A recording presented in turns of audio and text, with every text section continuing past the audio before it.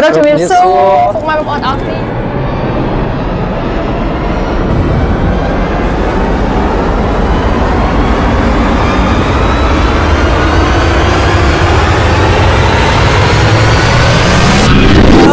Of love that I can't hide, that I can't hide. I see your light, forget. សូមស្វាគមន៍មកកាន់ vlog ទេសចររបស់ Page Apsara 25 ដួងដោយមាននាងខ្ញុំអមរិតនិងបងព្រមជា vlogger ក្នុងការអធិប្បាយដោយថ្ងៃនេះពួកយើងទាំងពីរនឹងនាំអារម្មណ៍ពុកម៉ែបងប្អូនទៅទស្សនាចរនៅប្រទេសម៉ាឡេស៊ីចង់ដឹងថាថ្ងៃទី1នៅប្រទេសម៉ាឡេស៊ីពួកយើងទាំងពីរបានធ្វើអ្វីខ្លះរីករាយទស្សនាដូចតទៅเราจะមានសួរពុកម៉ែបងប្អូនអរគ្នាស្វាគមន៍ជាថ្មីមកកាន់ vlog ទេសចររបស់ Apsara 25 ដួងដែលមានរូបនាងខ្ញុំអមរិត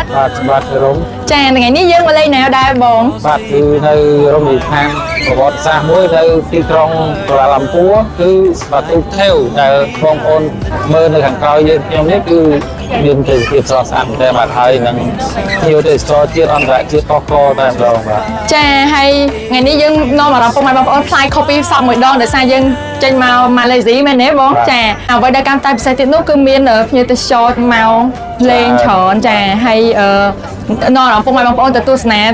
ទស្សនភាពទេសចរក្រៅស្រុកម្ដងតែដល់ថ្ងៃនេះក៏មិនភ្លេចផងដែរចំពោះម្ចាស់ឧបត្ថម្ភដែលបានឧបត្ថម្ភទៅលើ vlog ទេសចររបស់អាស្រ័យ25ដួងរបស់យើងគឺផលិតផលរបស់ក្រុមហ៊ុនហេងចានីអង្គរមាសបាទដែលហេងចានីអង្គរមាសមានផលិតផលច្រើនប្រភេទដែរមែនទេបងបាទមានច្រើនប្រភេទដូចជាអំបុកត្រីឆ្អើរម្ទេសហើយនឹងប្រភេទជាតិផ្សេងៗដែលគាត់ជួយចប់តាមលក្ខណៈស្តង់ដារអន្តរជាតិធ្វើដោយកូនខ្មែរពិតៗដែលមានទីតាំងនៅ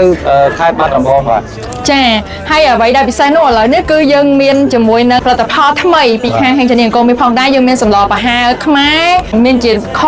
ចាខខ្មែរហើយមានសម្លងាំងៅទៀតដែលអាចឆុងនឹងទឹកទៅគឺយើងអាចញ៉ាំដូចជាសម្លបានតែម្ដងញ៉ាំជាមួយបាយបានតែម្ដងណាយើងអាចចាំបើមានបន្លែឬក៏មានសាច់អីទិញតួយើងដាក់ថែមទៀតទៅយើងមានទឹកស៊ុបស្រាប់ឆុងទៅគឺញ៉ាំបានតែម្ដងជាផលិតផលរបស់កូនខ្មែរដែលពុកម៉ែបងប្អូនអាចតំណទៅកាន់ page Facebook ហេងចានីអង្គរមាសក៏អាចរកទិញបានតាមសារទំនើបនានាដូចជា Lucky Ski On ក៏ដូចជាសារទំនើបផ្សេងៗដែលមាននៅក្នុងប្រទេសកម្ពុជាយើងគឺមានផលិតផលរបស់ហេងចានីអង្គរមាសដែលមានការវិស្ចប់ល្អអនាម័យក៏ដូចជាស្តង់ដារខ្ពស់ផងដែរបាទក៏អរគុណដល់ដៃគូសហការរបស់យើងគឺក្រុមហ៊ុន Revlon ផងដែរចាដែលថ្ងៃនេះឧបត្ថម្ភ sunscreen ក៏ដូចជាគ្រឿងសម្អាងសម្រាប់នាងខ្ញុំចាក៏ដូចជា sunscreen សម្រាប់បងព្រំនៅក្នុងការចាយើងមកដំណើរកម្សាន្តដើម្បីការពារស្បែកពីការរស្មី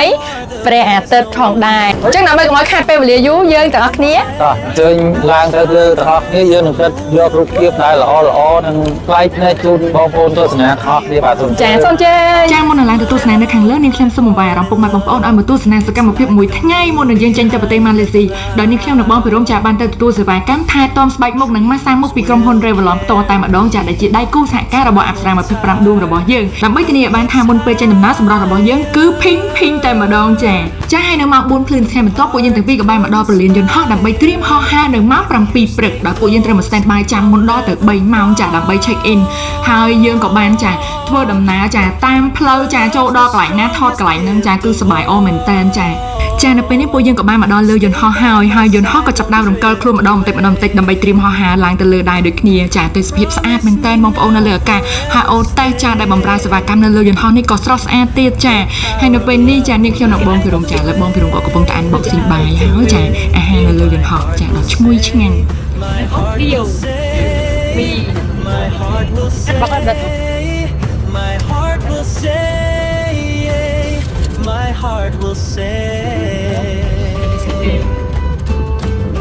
ចាក្រោយពី unboxing បាយរួចហើយពួកយើងចាមិនភ្លេចទេឆ្លៀតថត selfie មួយទៀតចាមុននឹងញ៉ាំចាលើនេះយើងក៏បានមកដល់ទីតាំងហើយគឺមកដល់ KLIA Kuala Lumpur International Airport ចានៅទីនេះចាយើងមកដល់គឺទេសភាពស្អាតមែនតើចានៅតាមផ្លូវចូលទៅក្នុងពលានយន្តហោះរបស់ប្រទេសម៉ាឡេស៊ីផ្ទាល់តែម្ដងចាយើងឡើងទៅតាមផ្លូវគឺជាដើរយន្តចដើរថ្មើរជើងដែលអត់ឲ្យយើងពិបាកក្នុងការដើរឆ្ងាយចាហើយអាណិតបងភិរមខ្លាំងមែនតើចាគាត់ទៅយកវ៉ាលីពីមួយកន្លែងទៅមួយកន្លែងគឺគាត់ចា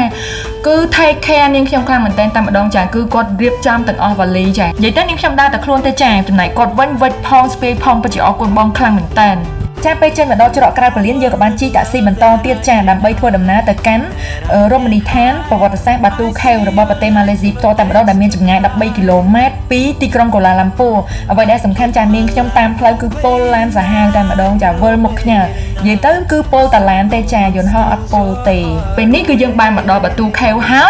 ហើយទេសភាពហ្នឹងក៏ស្អាតចាមានព្រៀបច្រើនចាមកដល់ព្រៀបហ្នឹងគឺលេងជាមួយព្រៀបសិនចាទិញចំណីព្រៀបចាឲ្យព្រៀបឲ្យអីមកឆ្ងាញ់ចាហើយមានទេសចរចាមកទស្សនាច្រើនមែនតើនៅទីនេះចាទាំងនេះខ្ញុំនឹងបងពីរងចាលេងជាមួយព្រៀបនឹងចាហើយយើងក៏ជិះថត vlog ខ្លីៗចា trend រត់តាមដែលគេកំពុងតែល្បីនឹងចាគឺថត trend រត់តាមនឹងហើយក៏បានមកថតចាផលិតផលជូនខាងក្រុមហ៊ុន Revlon ផងដែរគឺយើងកំពុងតែថតចា Revlon Charlie ថតតម្រាំត្រូវចាច្រើនប្លង់មែនតើតម្រាំទៅថាអូបានដាច់ចិត្តថាឡើងទៅលេងខាងលើហ្នឹងគឺចាថតឡើង Vivo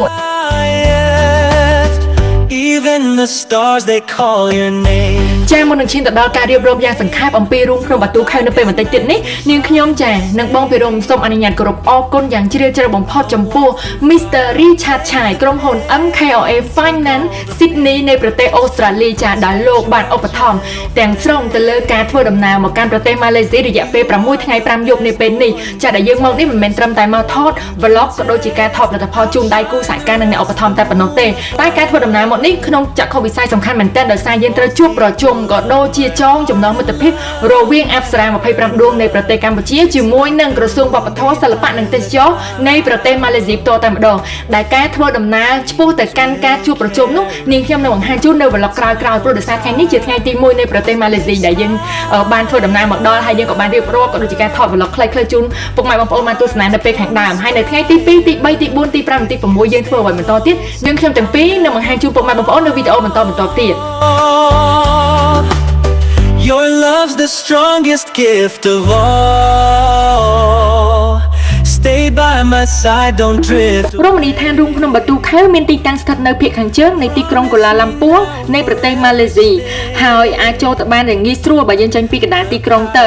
ហើយរូងភ្នំទាំងនេះស្ថិតនៅក្នុងជាប្រភេទភ្នំថ្មកំបោរដែលត្រូវបានគេជឿថាមានអាយុកាលប្រហែល400លានឆ្នាំមកហើយដោយមានការបង្កើតជារូងភ្នំប្លែកៗនិងច្រាំងថ្មចោតខ្ពស់យើងមើលទៅចាអាចថាស្តៀងនឹងភ្នំកំពង់ត្រាចយើងនៅខេត្តកំពតដែរចាបើតាមអ្នកអារម្មណ៍នេះខ្ញុំក្នុងការពេលទៅដល់ដំបូងណា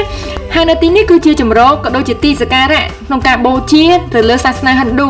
ដែលឧទ្ទិសដល់ព្រះឈ្មោះ Murugan ដែលជាអាទិទេពដ៏សំខាន់មួយអង្គនៅក្នុងសាសនាហិណ្ឌូដែលធ្វើឲ្យវាក្លាយទៅជាកន្លែងធ្វើធម្មយាត្រាដ៏សំខាន់មួយជាពិសេសក្នុងអំឡុងពេលនៃពិធីបុណ្យថៃពូសាមហើយរូបសំណាកមាសដែលនៅច្រកទ្វារចូលខាងដើមដែលបងប្អូនបានឃើញធំខ្លាំងមែនតើដែលនាងខ្ញុំបានថតរូបក៏ដូចជាលេងជាមួយនឹងព្រាបមុនហ្នឹងគឺជារូបសំណាកមាសដែលគួរចាប់អារម្មណ៍មួយអង្គដែលមានកម្ពស់ 42.7 ម៉ែត្រឬស្មើនឹង140 ហ្វីតដែលជារូបសំណាកមួយក្នុងចំណោមរូបសំណាកខ្ពស់បំផុតរបស់អាទិទេពហិណ្ឌូនៅលើពិភពលោកចំណែកកម្មចន្ទាឡើងទៅខាងលើវិញដែលមានពណ៌ចម្រុះហើយស្អាតមែនទែនដែលមានចំនួន272កម្មការឡើងនេះគឺផ្ដល់នូវទេសភាពដ៏ស្រស់ស្អាតដែលយើងអាចកលេចមើលទៅជុំវិញគឺសុទ្ធតែខៀវស្រងាត់ចាទាំងភ្នំទាំងធម្មជាតិខៀវស្រងាត់តែម្ដងហើយនៅជុំវិញហ្នឹងគឺមានស្វាច្រើនមែនទែនបងប្អូនហើយនាងខ្ញុំប៊ីតែនឹងត្រូវស្វាដណ្ដើមចំហួយញ៉ាំទៀតចាអ្វីដែលសំខាន់ពេលយើងទៅដល់ទីនោះគឺហាក់ដូចជាយើងផ្ដល់នៅក្តីសុខសម្រាប់ខ្លួនឯងហើយក៏អាចយល់ដឹងអំពីប្រព័ន្ធអេកូឡូស៊ីរបស់រូងភ្នំព្រមទាំងប្រភេទសត្វកម្រនិងទម្រង់ភូមិកុបផ្សេងគួរចាប់អារម្មណ៍ខ្លាំងមែនទែនចំពោះផ្នែកវប្បធម៌វិញរូងភ្នំបាទូជានិមិត្តរូបនៃការចម្រុះខាងវប្បធម៌របស់ប្រទេសម៉ាឡេស៊ីដោយស្វាគមន៍ភ្ញៀវទេសចរពីគ្រប់មជ្ឈដ្ឋានដើម្បីស្វែងយល់ពីអច្ឆរិយភាពខាងវិញ្ញាណវប្បធម៌និងធម្មជាតិរបស់ខ្លួន Watering sometimes burns with ចាឥ fire ឡូវយើងចង់ថតរូបលេងនៅខាងក្រៅមកទៅទៀតចូលហាងមួយនៅក្បែរនោះចាដើម្បីទិញវត្ថុអនុស្សាវរីយ៍ខ្ជិលផ្សាយបងប្អូនអប្សរា25ដួងរបស់យើងនេះបងម្ដងអ្នកចេញលុយបងពីរំលាក់រើចាអត់មកបងថ្ងៃគាត់អត់ស្រួលគាត់មិនដឹងថាទិញអីឲ្យអ្នកណានេះគេអាហ្នឹងគេហ៎មកបើបានអត់ស្មោឥឡូវនេះបងប្អូនចាំមើលទិញអីឲ្យបងប្អូនហ្នឹងគ្នាចាំមើលឡើងចំហមកហៀតទៅមកឡាយគេសាក់បងគឺនេះគេបងតោះ show ហ្នឹងឯនេះជួយបាយឲ្យនេះអីគេនោះអូគេភ្លួទាំងអស់ហ៎អូមែនពណ៌ញីមកបងប្រុសមិនហួតពីដៃហ្នឹងគាត់គិតទៅណារើ2ម៉ោងហើយរើបាន ឡើងពីមកឲ្យរត់មកគិតតែគាត់ឃើញទឹកមុខឯណៃឃើញទឹកមុខគាត់ឯងអូយគិតណែខ្លាចចេញទៅបងប្អូនអត់ស្រឡាញ់យេទីបំផុតមែន4ផ្ញើបងប្អូនចាលុយបងអមរិតចាតែបងភីរំគឺជាអ្នករើយេចាបន្តទៅទិញកាដូអនុស្សាវរីយ៍រួចរាល់យើងក៏បានចេញដំណើរពីស្ថានីយ៍រថភ្លើងបាទូខេវទៅកាន់ស្ថានីយ៍រថភ្លើង KLCC ឬហៅថា Kuala Lumpur City Center ដែលនៅទីនោះគឺយើងទៅដល់ដើម្បីរង់ចាំ stand by ឡើងរថភ្លើងមួយកង់ទៀតចេញពី KLCC ទៅកាន់រដ្ឋប៉ូលីសនៃប្រទេសម៉ាឡេស៊ីដែលយើងត្រូវចំណាយពេល4ម៉ោងជាបន្តទៀតបងប្អូនប៉ុន្តែឥឡូវនេះយើងចេញទៅ KLCC ចំណាយពេលប្រហែលជាកន្លះម៉ោងតែប៉ុណ្ណោះហើយអ្វីដែលសំខាន់យើងបាន stand by ចានៅរថភ្លើងលឿនលឿនរបស់ប្រទេសម៉ាឡេស៊ីគឺពិតជាទំនើបខ្លាំងមែនតើអាណិតតែបងព្រមទៅចារុញវ៉ាលីរហូតតែម្ដងចាហើយស្ពាយផងវិចផងហើយឥឡូវនេះយើងក៏បានមកដល់ KLCC ហើយយើងក៏បាន stand by ដោយការញ៉ាំចានៅក្នុង Burger King ចាចាត់ទុកថាជាអាហារពេលថ្ងៃត្រង់សម្រន់ក៏ថាបានដែរម៉ោង3ជាង4ហើយចាដើម្បីរង់ចាំរថភ្លើងបន្តគឺយើងធ្វើដំណើរតាមរថភ្លើងលឿនលឿននិងទំនើបខ្លាំងមែនតើនៅប្រទេសម៉ាឡេស៊ីដើម្បីឆ្ពោះទៅកាន់រដ្ឋប៉ូលីសត្រៀមក្នុងការជួបប្រជុំចាទេសភាពតាមផ្លូវមានឡានម៉ូតូឆ្វាត់ឆ្វែងចាគៀខ្ពស់អ្វីដែលសំខាន់ក៏អត់ភ្លេចទេរឿង selfie ហើយទ្រាំតែទៅដល់ចា4ម៉ោងនេះខ្ញុំលក់តាមផ្លូវផងអីផងបែបពេលទៅដល់យើងមានការទទួលស្វាគមន៍យ៉ាងកក់ក្ដៅមែនទែនពីបងប្រុសសាព្រីដែលគាត់ជាជនជាតិម៉ាឡេក៏ដូចជាអ្នកទំនាក់ទំនងការទូតផ្សារភ្ជាប់ទំនាក់ទំនងរវាងអប្សរា25ដួងនិងមន្ទីរវប្បធម៌សិល្បៈនិងទេសចរនៃរដ្ឋប៉ូលីសនៃប្រទេសម៉ាឡេស៊ីតតែម្ដងហើយបងប្រុសបានយកឡានមកទទួលយើងដោយផ្ទាល់ហើយចេញដំណើរទៅពេលហ្នឹងគឺភ្លៀងខ្លាំងទៀតម៉ោង10ជាងយប់ចាហើយគាត់បាននាំយើងទៅញ៉ាំអីក្តៅៗនៅក្នុងហាងមួយចានៅក្នុងរដ្ឋប៉ូលីសហ្នឹងគឺមានជាសម្លតុងយ៉ាំក្តៅៗឆាក្តៅៗហើយមាននំរ៉ូឌីទៀតហើយបងពីរុំគាត់បានថតនាងខ្ញុំចាកំពុងតែមើលគេចម្អិននំរ៉ូឌីដោយផ្ទាល់ដៃតែម្ដងហើយនំរ៉ូឌីស្រុកគេហ្នឹងប្លែកណាស់បងប្អូនគឺគេមានរបៀបជាទឹកការីទឹកលឿងលាក់ក្រហមហ្នឹងចាដូចការីអញ្ចឹងនិយាយទៅខ្ញុំមិនដឹងថាហៅអីតែគ្រាន់ដឹងថា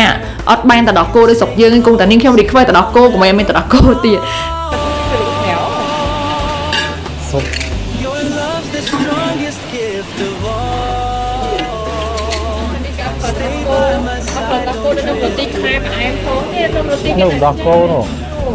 ហើយយើងក៏បានថត style ខ្ជិលខ្ជួជាមួយនឹងនំរ៉ូឌីហ្នឹងតែដោយសារទូរស័ព្ទអត់ថ្មនេះខ្ញុំមិនអាចថតអីទៀតកើតទេហើយសម្រាប់ថ្ងៃទី1នៅប្រទេសម៉ាឡេស៊ីនេះក៏បានមកដល់ទីបញ្ចប់ហើយដោយសារយើងញ៉ាំអីហើយយើងក៏បានទៅស្នាក់នៅ home stay ចាដែលបងសុព្រីបានដឹកយើងទៅដល់ទីតាំងដោយសុវត្ថិភាពហើយយប់នេះយើងគេងយ៉ាងសែនកក់ក្ដៅនិងរមណីយមែនទែនពោពេញទៅដោយអនុស្សាវរីយ៍ដែលមិនអាចបំភ្លេចបានដូច្នេះសម្រាប់វីដេអូបន្ទាប់ Day 2 in Malaysia នឹងមកដល់ក្នុងពេលចាប់ឆាប់នាងខ្ញុំនឹងបងព្រមសូមគោរពអរគុណយ៉ាងជ្រាលជ្រៅសម្រាប់ការតាមដាន vlog ទេសចររបស់អប្សរា25ដួងតាំងពីដើមរៀងមករហូតមកដល់បច្ចុប្បន្នសូមគោរពជូនពរពុកម៉ែបងប្អូនជួបតែសុខភាពល្អបរិបូរណ៍និងជោគជ័យគ្រប់ភារកិច្ចការងារជម្រាបលាបាយបាយ